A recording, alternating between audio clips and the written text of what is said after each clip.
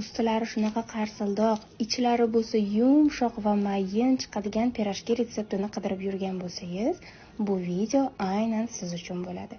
Idishimizga iliq sut va drojani solib, aralashtirib, tuz va tuxumni, ustidan qaymoqni qo'shib, yana bitta aralashtirib, o'simlik yog'i va oz-ozdan un qo'shib xamir qoramiz. Xamirimizni qo'lga yopishadigan holatga kelgandan keyin ozgina o'simlik yog'i qo'shib, yaxshilab mushlab xamir qoramiz. Xamirimiz juda ham mayin, lekin qo'lga yopishmaydigan xamir bo'ladi. Xamirimizni issiq joyga oshirishga olib qo'yamiz.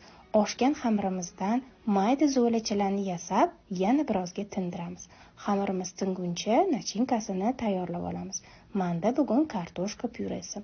Oshgan xamirlarimizni shunaqa qo'limiz bilan yoyib, nachinka solib, xohlaganimizcha qilib tugib olamiz.